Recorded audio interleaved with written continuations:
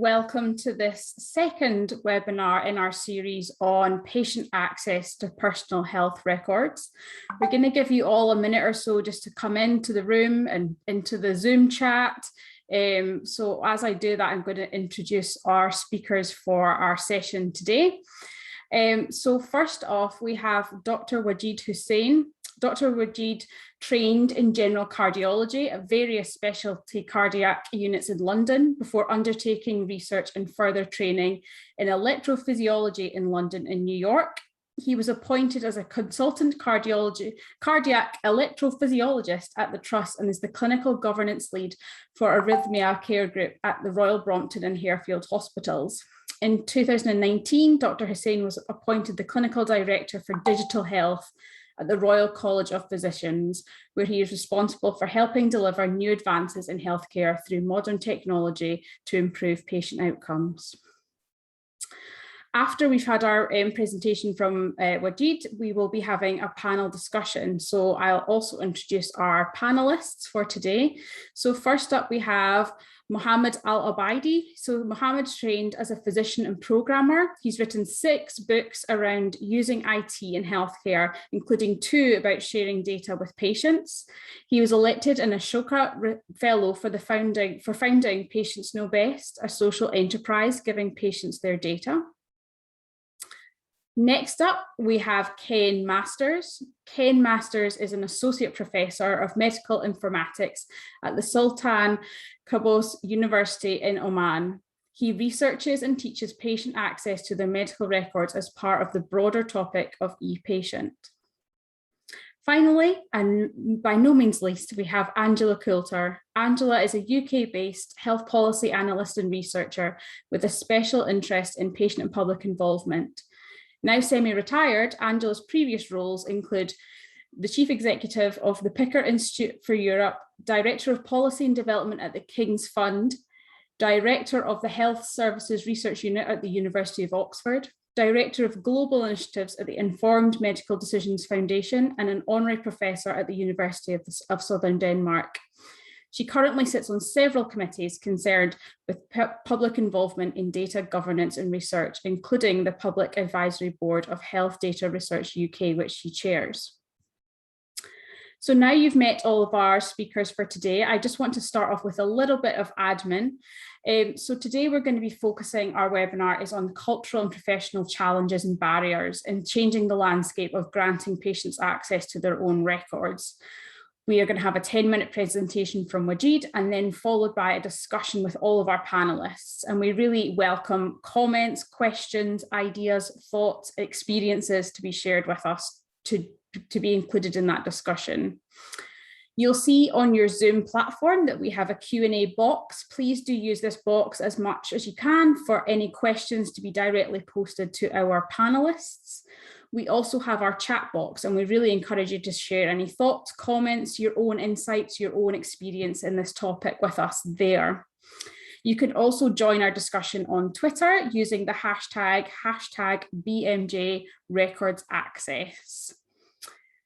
So let's get started and over to Wajid Hussain, who's going to give you an overview of our cultural and professional barriers. Wajid, over to you. Fantastic, thanks very much. I hope you can all see my presentation. Is that okay? I'll assume that it is. Great. So I'm delighted to be here because this is something I feel really passionate about. I've kind of all the way through my training, I thought we need to empower patients, and without information, you can't empower patients. So I was asked to talk about professional cultural barriers. And for me, it's actually very straightforward, which is we know that patients have an absolute right to their data. And that's been the case for many years. You know, there's legislation going back to the late 80s, you know, the Data Protection Act, it's absolutely crystal clear that they should have access to it. And there is a process already. So you can have what's called a subject access request. The problem is it's really hard to get it. And very few people do it unless there's a problem.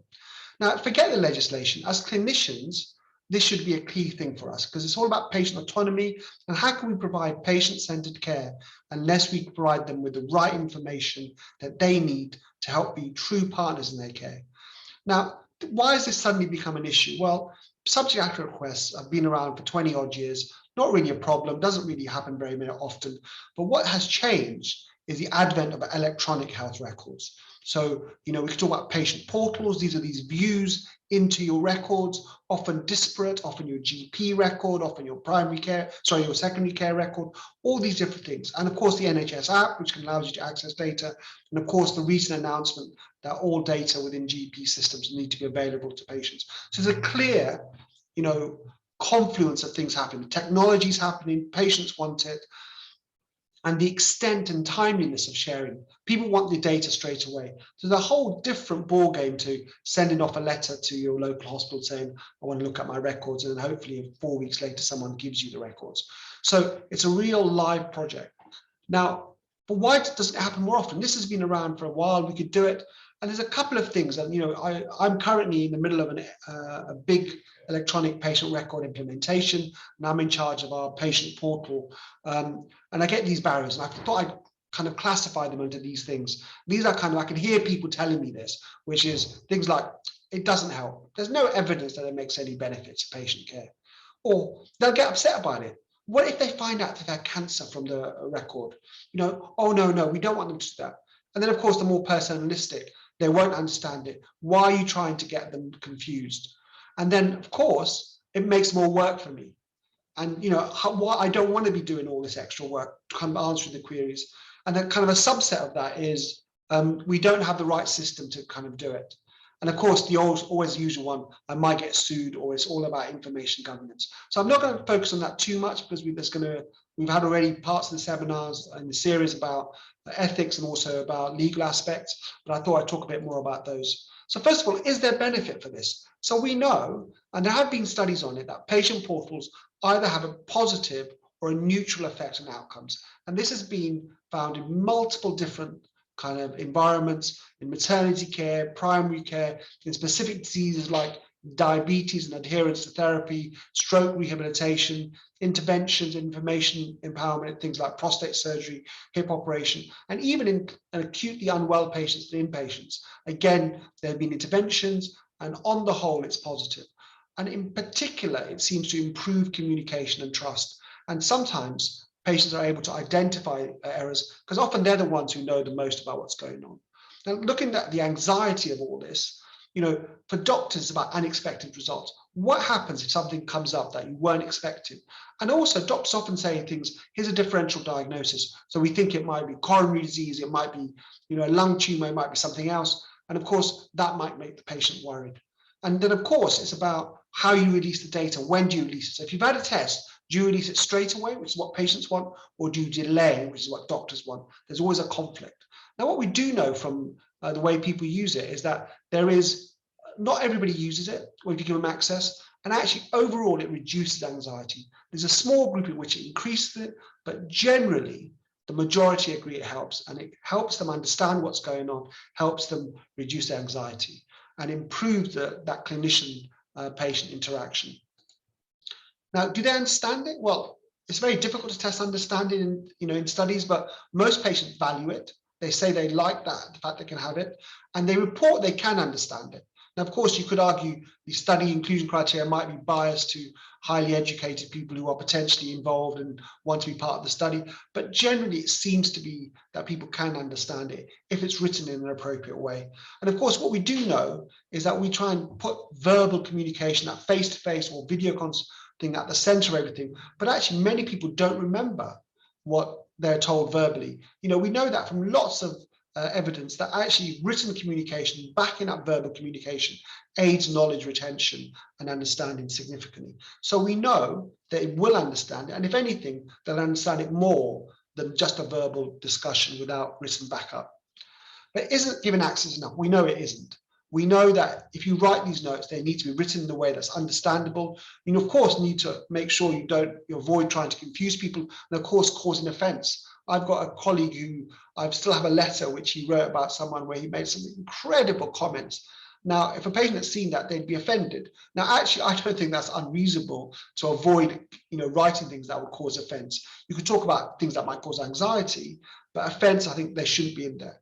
And of course, we need to be much more careful about summarizing things, trying to collate data so that people understand it. And of course, fundamentally, if if you do say things, you may need to explain what you said and why you do it. And that's what comes to this bit, which is it creates the need to have legible, understandable notes, avoid abbreviations, you need to proofread. One of my colleagues said to me, as a report, radiology report, I meant to say iliac angioplasty and I said eyelid angioplasty. And of course, the clinician is not going to be upset by it, but a patient might go, if you're that slapdash, are you a good radiologist? So we do need to make it different. We do need to say it in a different way, but it's a mindset rather than anything else. But what is clear is that giving patients access to data does increase contact, but not as much as you might think. You don't get flooded with emails or flooded with messages. But there's a different way of, kind of delivering care. The traditional, you come to outpatient, you sit there, you talk to someone. This is very different. This is more like WhatsApp. So you start to get messages where people ask you questions. Now, that's a different way of doing it, because in clinic, you can go through their notes, figure what's going on, whereas now you have to respond much more quickly about specific questions. And of course, people have concerns about liability and what that means, and am I going to get sued if I say the wrong thing? And of course, you just need to be careful. So I think it is clear to me that it will increase work, but I think it's worth it because of the quality of the work that we then do. Now, of course, this is a global issue. It's not just the UK. Around the world, more and more patients are demanding more access to their data, and electronic systems are being set up to make it happen. I mean, just today, I'm consultant of the week on awards today, and we had an American patient who was at Heathrow who got admitted, and he was able to pull out his phone and show me his blood tests from a couple of months ago. So very useful because he had problems with his kidneys. So it's kind of important. It's happening around the world, and people are going to increasingly demand more and can compare us with people around the world. So there is a difference, cultural difference in how doctors and patients interact around the world, and we need to be sensitive to that. But I think the trend is going in a similar fashion. And of course, there are differences. We need to be aware of that. For instance, a study from Israel, which talked about how doctors were more likely to share data with English speakers. But I think we can talk about that. We can talk about socioeconomic class, race, ethnicity. All these things are important to us and they affect how access to data may occur, but we just need to be sensitive to that, and just like we need to be sensitive to delivering care this way. And of course, US, there's a more concern about liability, but that's also an issue here.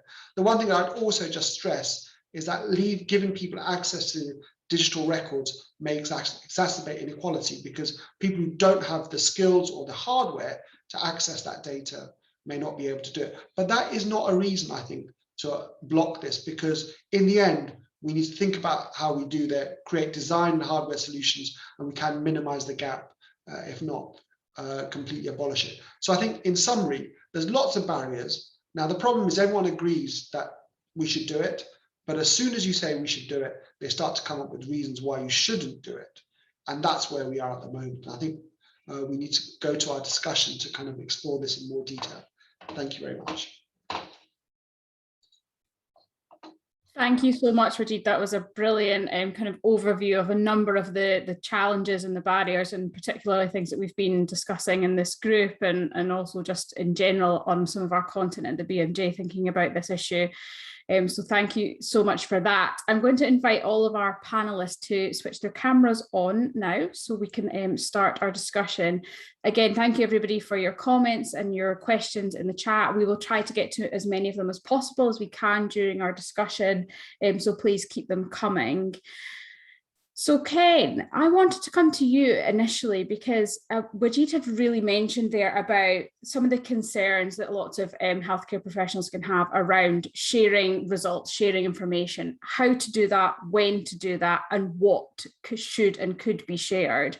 I just wondered if you had any kind of examples or thoughts on that area of things.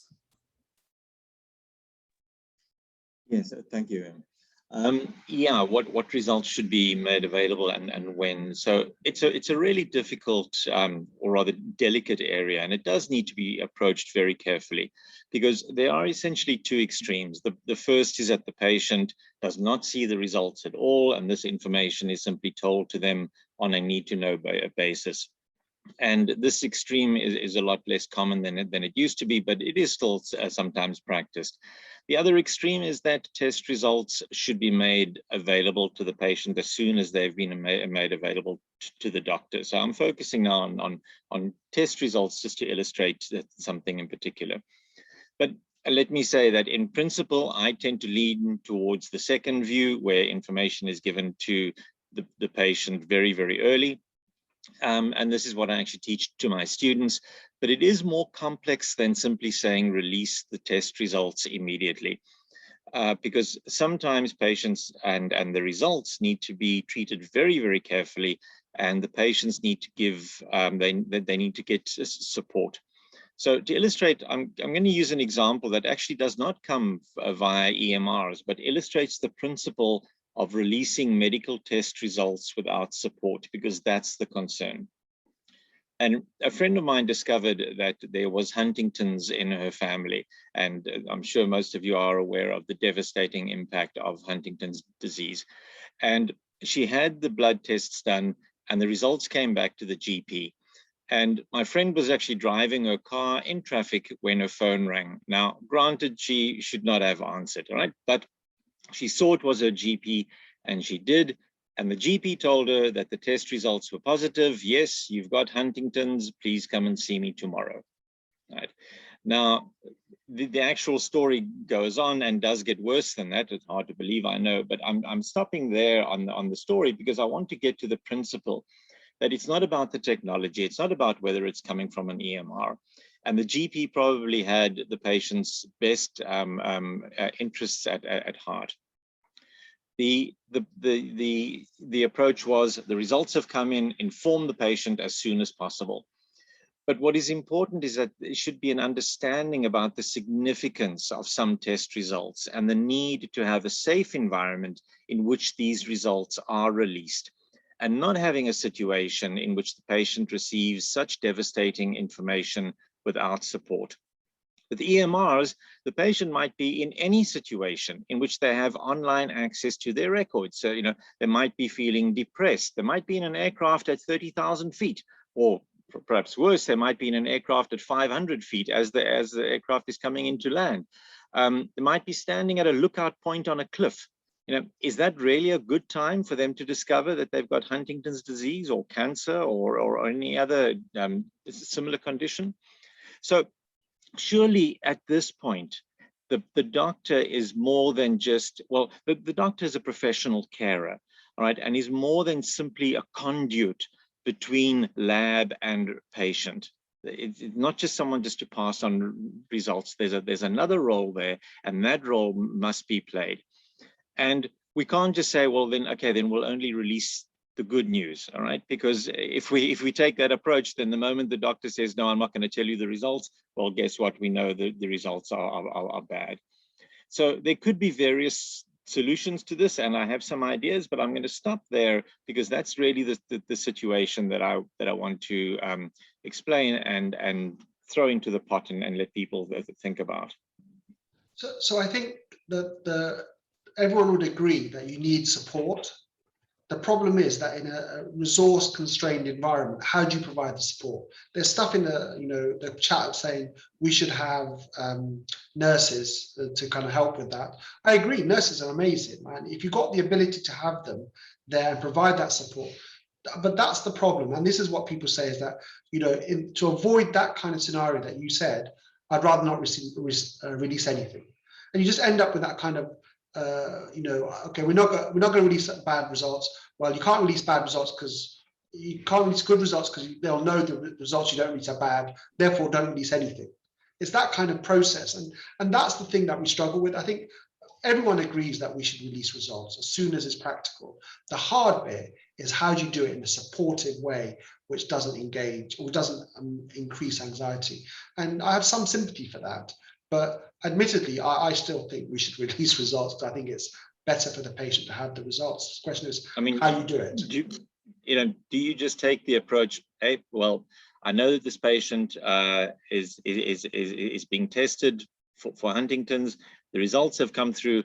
Let the patient see it, and if the patient suffers on the other side, tough luck. Hey, it's not my responsibility. My responsibility was to give them the results. I can't be sued. I've checked with my lawyers. I'm perfectly okay. So I'm safe. The patient said they wanted access to their results. tough luck, not my responsibility. Is that really where we're actually headed?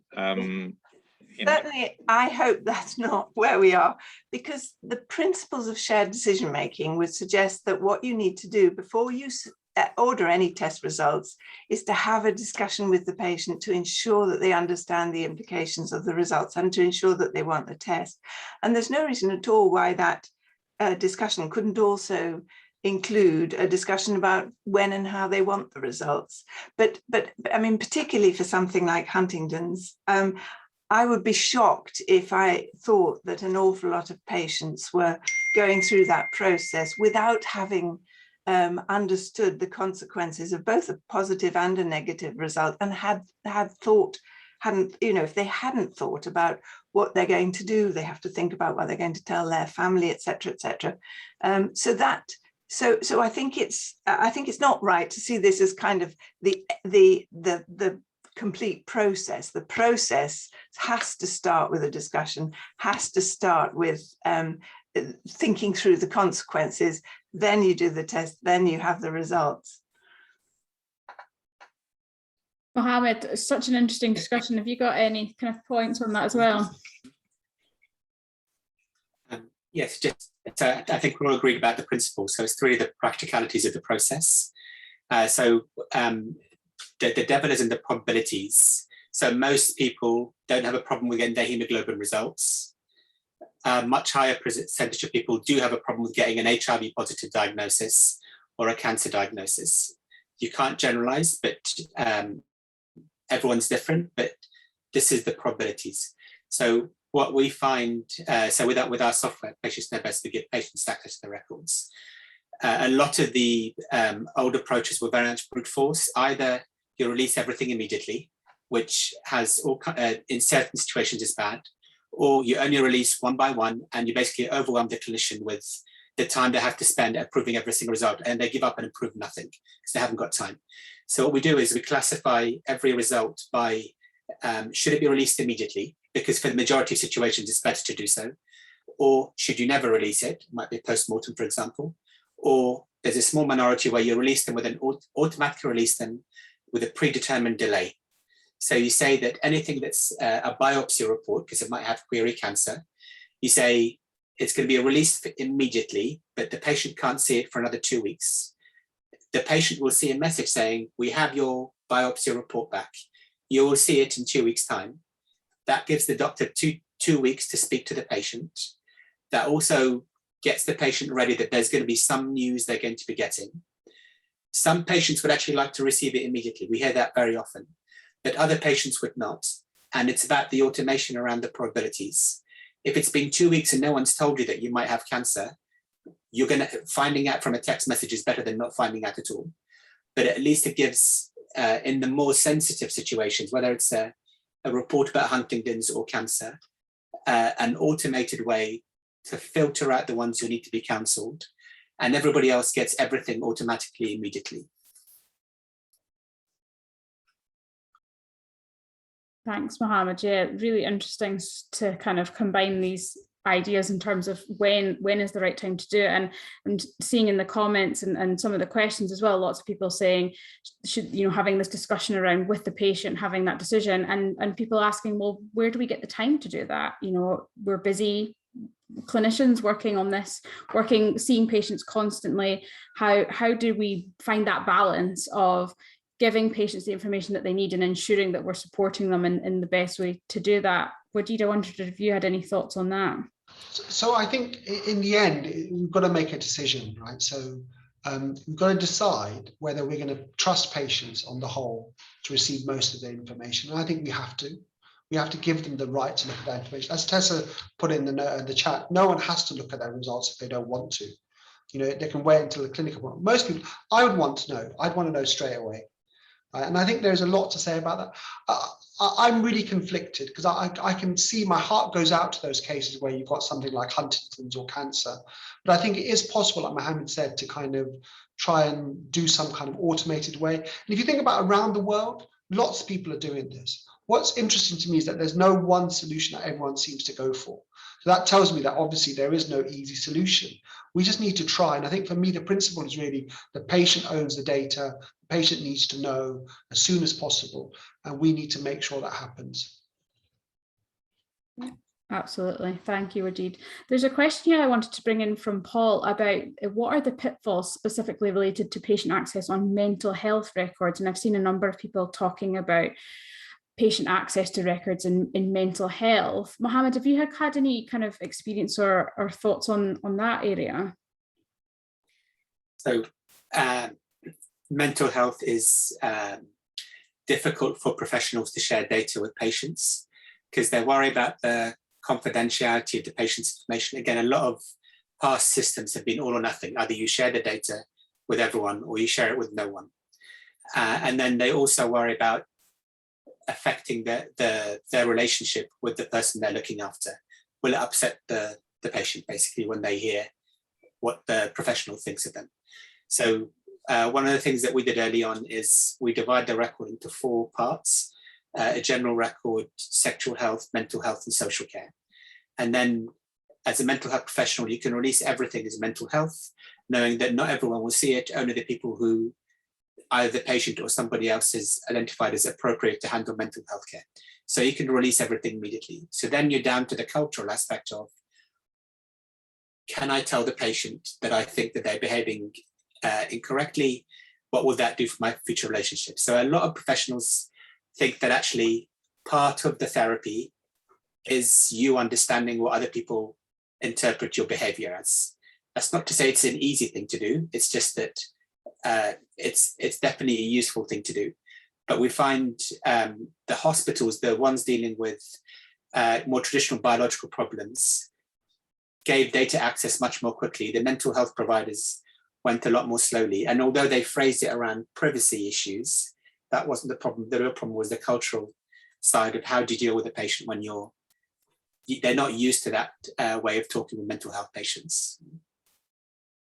Definitely. I think, again, this highlights, and back to Wajid's presentation about the kind of impact of giving patients access to the doctor-patient relationship.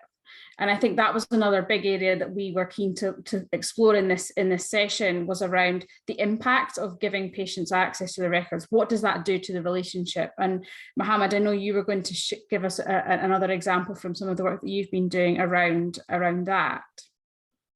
Oh yeah, so what got me started in all of this was I was doing some research for hospitals in the USA, but had to release data to patients. And I spoke to this physician in Vanderbilt University Medical Center called Dr. Jim Jurgis. And he had a patient come in with chest pain. And so he thought it was a tear in the largest artery, the aorta in the chest. So he did a chest scan for the patient. And the report came back, and the first line was, there's no aortic dissection. So the thing that Jim was worried about wasn't the case with the patient. So he moved on. As you expect, he's a very busy physician. He's got lots of reports to get through. But that month, they were experimenting with giving patients access to the reports. And the patient read the report from the radiologist and emailed Jim and said, what is a thyroid? And Jim replied, why are you asking me what I thought? Where did you hear that word from? And the patient said, well, the last line on the report says there is shadowing on the thyroid, which is in the neck, on the throat. And basically the radiologist is indicating that patient has cancer that was found incidentally in the throat when you were checking in the chest for the artery. Now, what was interesting to you was Jim's reaction. So he made a mistake. Of course, he makes mistakes. He's a human being. But how he reacted to that was to say to all his patients from that point onwards, I need you to look at the same information that I am. You are part of the team. We're all working together to get your health better. We all have to look at the information, and we all have to work together on figuring out what needs to be done. And so that's what got me thinking about, it's not just about patient rights to have their data, but it's also the contribution the patient makes when they get to look at the data. It's a change in the relationship from paternalistic to participatory, where everyone's on the same team. Thanks, Mohammed. It's a really good example, I think, of that kind of balance or switching really of going from, you know, becoming partners in healthcare. Wajid, did you have something to come in on this? So I think this is a really key thing, this paternalistic attitude, right? So I'm a consultant cardiologist, so I'm guilty as anything else. I think I'm God. I know I'm God almost, right? So, but, you know, actually I'm not, as Mohammed says, you know, you make mistakes and we need to kind of enter a more equal relationship. And you can't have an equal relationship without information. Yes, there's this information inequality. Now, okay, they can never go to medical school, most of my patients, but actually I can help them understand what's relevant to them. And this is the key. I think we're moving from a paternalistic culture to a more collaborative culture, shared decision making, and that requires time and effort. And the problem is, in the real world, we're not given that time and effort. If you're a GP and you've got 10 minutes to crack on through everything, and you've got to fill out your electronic patient record thing, it's really hard. So there's no doubt about that. It's really hard, but we do have to do it as an important part of our quality of care and move to a different model of care. And also, it's important to remember that, particularly for people with long-term conditions, they're actually living with those all the time. They only see a clinician occasionally, and they need the information to help them self-manage their own condition. And it's as if that whole move towards self-care is being hobbled when patients don't have access to the information that the clinicians have. It makes no sense. So to me, the key to this, the way we need to try and transform this, is to think slightly differently, to think more digitally, is to talk a bit more about automated kind of sorting, try to kind of create more videos, more information, you know, in a world of lots of information. How do you create trusted information? Now, for someone like me, most patients come to me with a specific set of diagnoses, and I should be able to create information for them to look at, so that if they do see, you know, if I say you've got atrial fibrillation, they should be able to understand what that is in an easy way, and I should direct them to trusted resources. So I think we can do it. I think we can square that circle of more information, more immediate information and support, because there's lots of digital ways to do it, despite what I said about it not being enough time. We just need the will to do it. Yeah, absolutely. It's such a big challenge, but yeah, it's one that I think we can all agree is certainly something that makes sense. There's a question here from one of the attendees about patient safety, and basically, you know, is also, there's an element of this around patient safety. So not just is this managing a good relationship between patients and their healthcare professionals, but surely access to records is also, in terms of community pharmacy and things like that, surely access would improve patient safety as well as care. What do our panelists think about that? I mean, absolutely. Like I said, I had someone today, you know, if he didn't have access to his records, I wouldn't know that his renal function was normal 2 months ago, and now it's very abnormal. I mean, it's just these things you see all the time. And, you know, when they share information, I mean, it's ridiculous that we live in such a fragmented data society, right? So in London, you go from one hospital to another, and they wouldn't have a clue what you had done. At the moment, although that will change. So I think it really is very helpful, the ability to share your information, even within your town and your country, let alone globally. I think it really, really helps. And if they don't have access, they can't share it. Definitely. Angela, you were kind of nodding along there. Yes, I was just thinking of a funny story that my daughter told me the other day. She's tall and slim.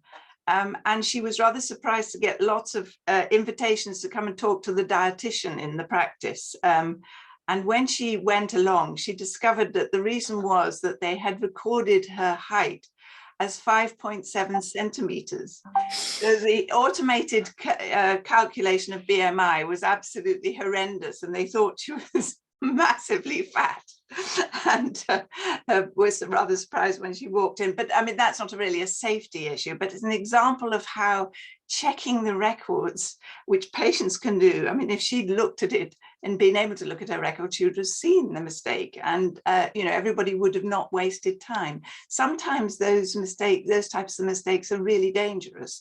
You know, it is important to calculate BMI for certain prescriptions, and if the height or the weight has been recorded wrong, that could be a safety issue. Yeah, absolutely. Mohammad, any thoughts from you on this? And only to violently agree, so I'll keep the panel moving. So. Perfect. And Ken, I'd like to come to you as well. Any kind of thoughts from your side of things? Yes, absolutely. I mean, my initial opening dealt with test results under specific conditions, but in general, yes, they will certainly assist in the patient safety. And the biggest problem, as has been mentioned, is being able to move from one person to another who is caring for you. And you know, as a patient, one of the questions that I've asked doctors most is, don't you people ever talk to each other? Because actually they don't. You know, the GP doesn't talk to the neurologist and doesn't talk to this one and that one. And so the patient is having to try carry this information across. And when you have a system that denies access to the patient and then is not interoperable at all, then you've got a breakdown. And you know, I know that doctors have drilled into them that when you see the patient, take the history. And as a patient who has gone from one hospital to a clinic, to another clinic, and then to another hospital and up onto the wards, and being asked again, you know, your name and your date of birth and this, and do you have allergies and whatever, and you get to a point where you actually just start lying because you just want to get along with it.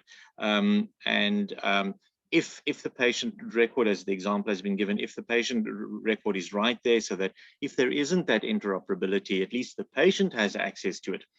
And then we can have a situation where the information can be passed on.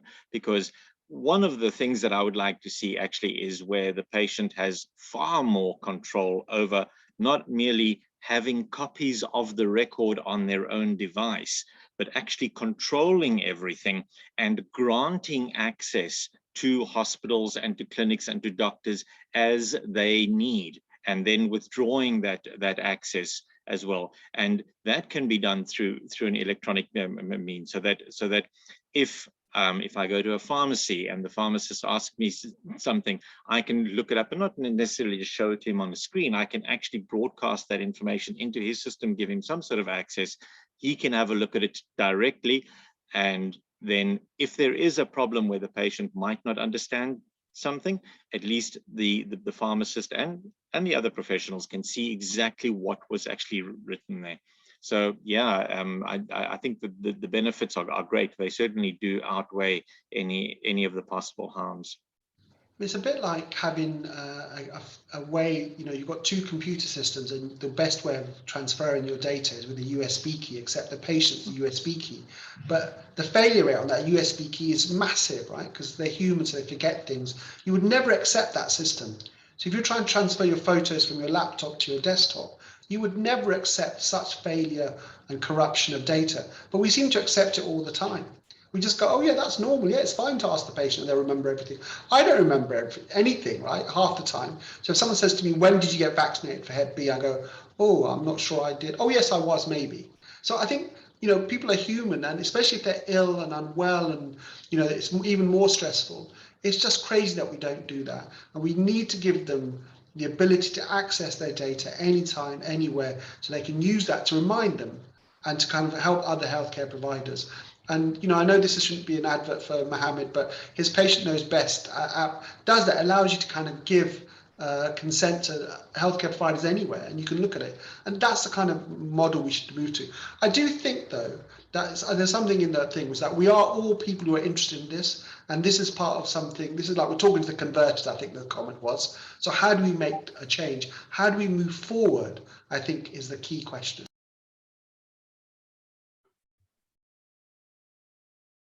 It's a really good question, Wajid. Yeah, I think we when we were kind of coming up with these webinars, I think we would love to have had, you know, I think the discussion is so much more complex than just what we can cover, unfortunately, in an hour-long webinar. So we really hope that this is an opportunity to air some of the challenges, air some of the barriers, but I completely agree with you. What we do next is really important, and I think something that we all need to work together on. Angela, what was your kind of thoughts there? Yes, I think that is the question, because I think we're probably, most people on this call are agreed that it has to happen. But it is happening terribly, terribly slowly. Certainly in the UK, we've been talking about it for donkey's years, and it still isn't happening. One of my concerns is that there isn't sufficient understanding of what is allowed and what is possible among professionals and indeed patients. Just to give you a very brief case example, I've had a history of eye problems, and the most recent eye problem that I've had is AMD, age-related macular degeneration, which involves going to the hospital and having injections.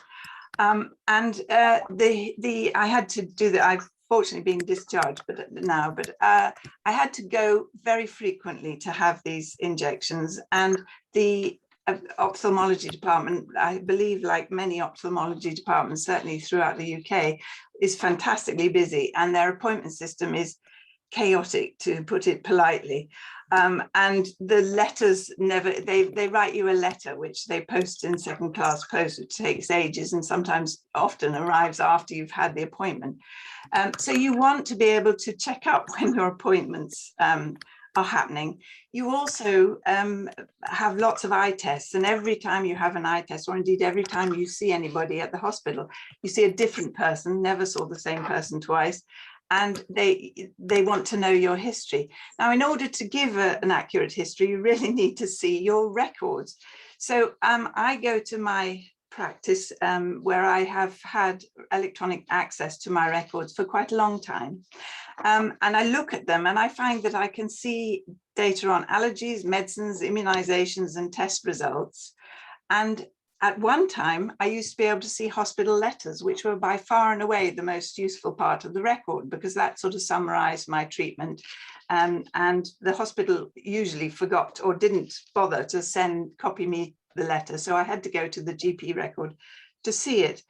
And one day I was trying to check up. I went to look for my hospital letters to see when my next appointment was due and what advice I'd been given. And I found that I was no longer allowed to have access to those. So I asked the practice why not, and they said, oh, it's because of GDPR. GDPR, for those of you not in Europe, is the Europe-wide data privacy legislation. GDPR says that you must be very careful about sharing information about third parties that might possibly be in the records. Now, if you think about it, the likelihood of a third party appearing in an ophthalmology outpatient appointment is just completely, I mean, it's totally unlikely. But even if there was mention of third parties, there are software packages you can get to make sure that that information is hidden. And it set me thinking that this is just a kind of convenient excuse for practices or clinicians who don't really want to share the information. You can waive the data security regulations and say they don't allow you to do it. Now, I mean, if you do read the GDPR regulations, they clearly are much more on the side of the patient than the way they are interpreted here. I mean, clearly they're interpreted differently in some European countries, because the Nordic countries, for example, are way ahead of us in sharing the entire record, not just the things that carry no risk whatsoever. So I think what we need is much better understanding of what the regulations say and don't say, and looking at them from the perspective of the patient rather than the perspective of the data custodian, or at least looking at them from both perspectives. At the moment, the way they're interpreted seems to be very much from the perspective of the data custodian and very, very risk averse. So if you can find the slightest possible reason why patients shouldn't be able to see what's in their records, then you seize on that and prevent them seeing them. And I think that absolutely has to change. That would be a terribly easy thing to change, and would help, I think, with clinicians and healthcare administrators who are very risk averse and don't see the point, don't really see how patients, all of us as patients, have to manage our care to some extent. And we need the information in order to manage our care well. And if only we could do that, we would waste less resources and improve the efficiency and safety of care. Absolutely, Angela. Such an important point around the kind of governance of all this and the fear around it, you know. And I think often Henry, our other patient editor, and I are always talking about how we can access all of our bank information, any other information about ourselves, which most people would regard as extremely private, confidential, and to be secure, yet getting access to our health information seems to be so much more complicated.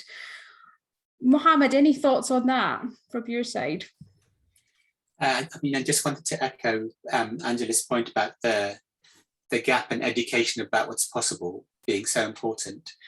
So a few years ago, I was in Derby, and up to that point, it was the worst day of my life. I was basically presenting to a room full of 100 GPs, and they spent an hour non-stop arguing, saying that giving patients access was unsafe and inefficient.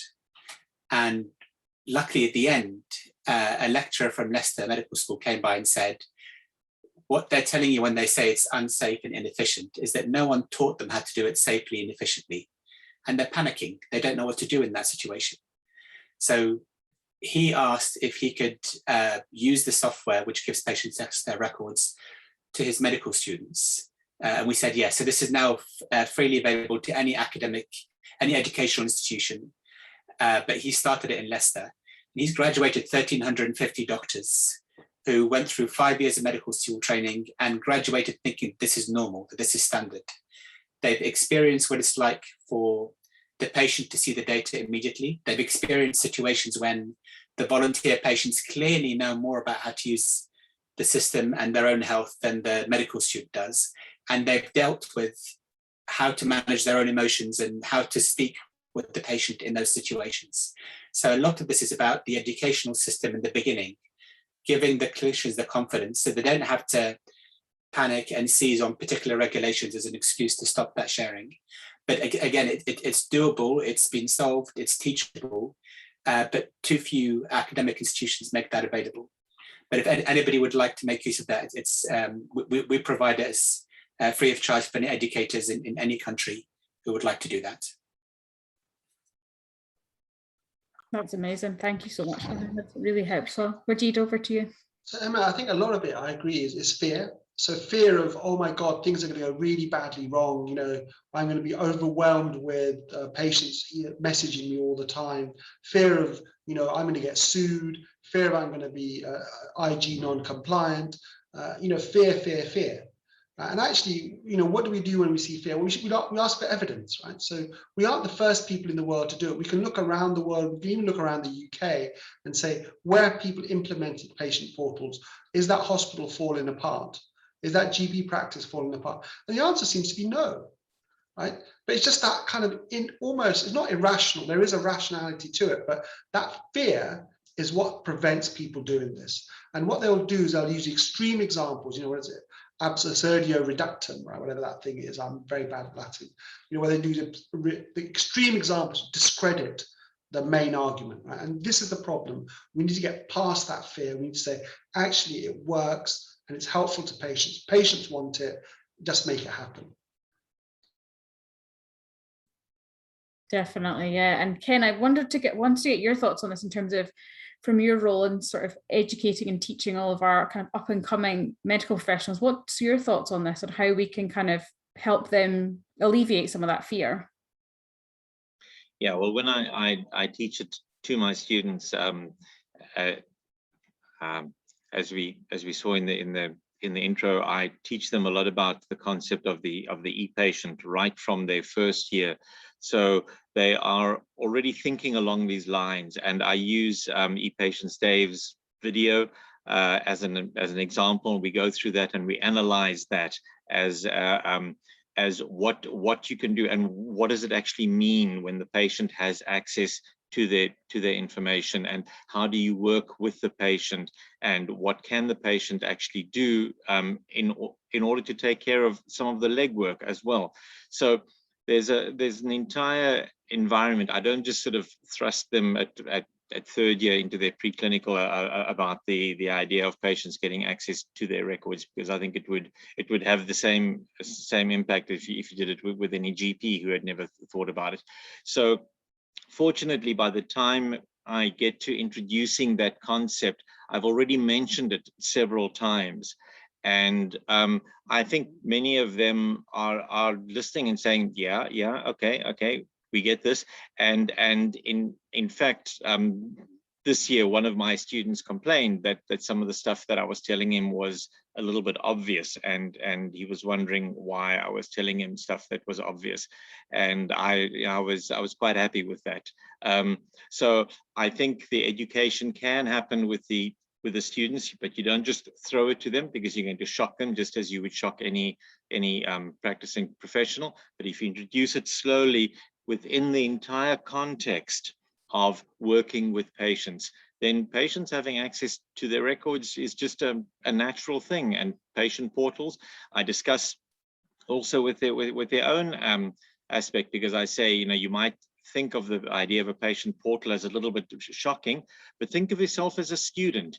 You have a student portal. Imagine if we said to you as a student, from now on, you could not access anything online. If you wanted to know anything about yourself, you actually had to come into the offices, you had to make an appointment, you had to see somebody, and we're going to give it to you only on paper, and you can't have any of this electronically. I mean, you'd be outraged.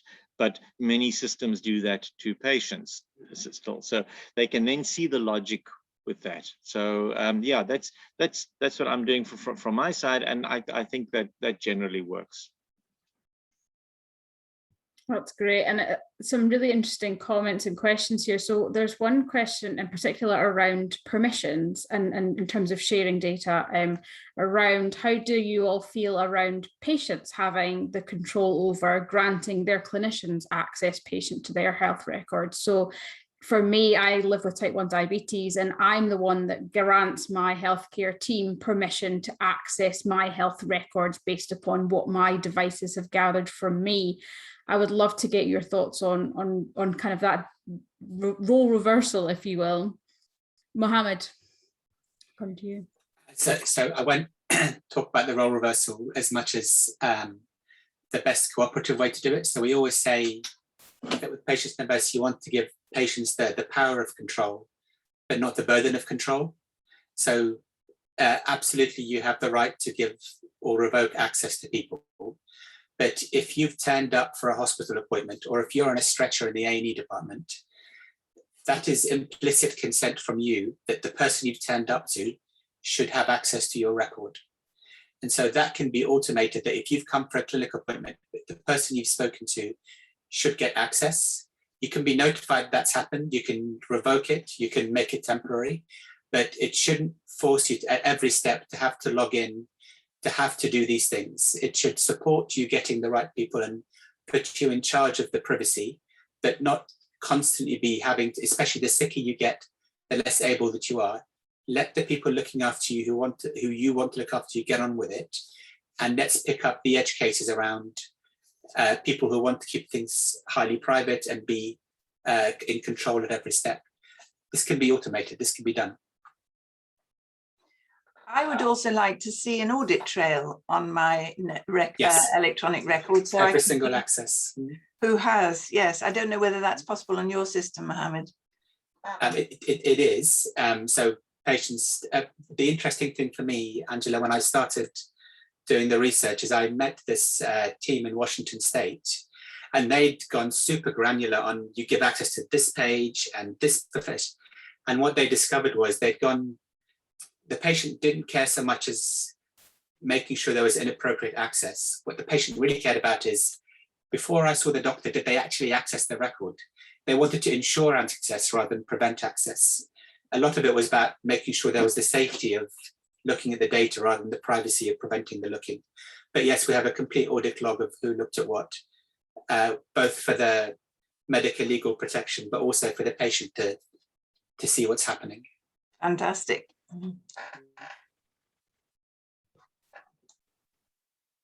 Amazing.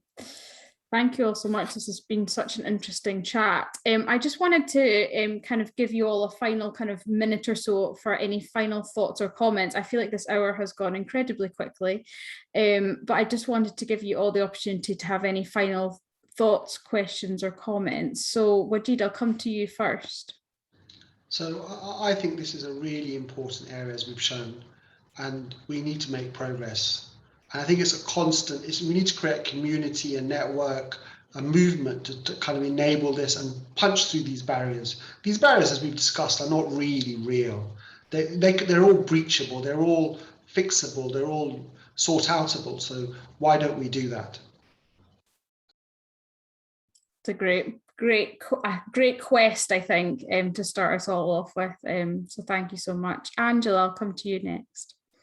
Yeah, I think we must sell the idea to patients, actually, to really encourage a demand for it. I checked, but just this morning, I checked the latest NHS survey, which is a survey that goes to patients in England, very large surveys. They get surveyed every year, and this was the GP survey. And they have a question, have you accessed your records online? Every NHS patient is supposed to be able to now. We have an NHS app that allows us to do it, and it should be available to everybody. Only 7% of patients have actually accessed their records online in the latest survey, which is a tiny, tiny proportion. And I think it's because nobody's really explaining to them that they can do it, or talking about the advantages of it, or indeed encouraging them. So I think we need to sell the idea. I love that. That's amazing. And I'm so shocked to hear that 7%. And I can see people in the chat as well being incredibly shocked by this. So yeah, that sounds like a great ask as well after this webinar. Mohammad, I'll come to you next.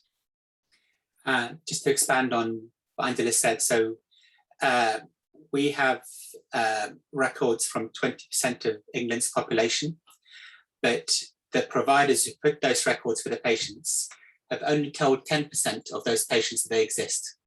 So the other 90%, they haven't heard about it yet.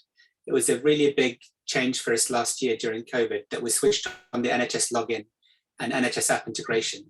So if you're one of those 90%, you can go to the patentstnowbest.com/register and use your NHS login to grab, if your record exists, you'll get access to it. You don't have to wait for your hospital to tell you about it, for your doctor to discuss it with you. They are ready and waiting.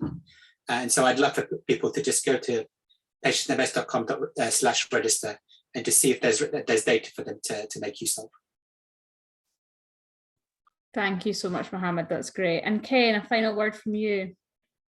Yeah, just as we look back at old videos or movies, documentaries in the 1950s or somewhere, and we wonder at the strange attitudes and things that people did, I look forward to a day when this video is viewed somewhere online and somebody looks and says, my goodness me, did they really even discuss this? Like, was this ever an issue?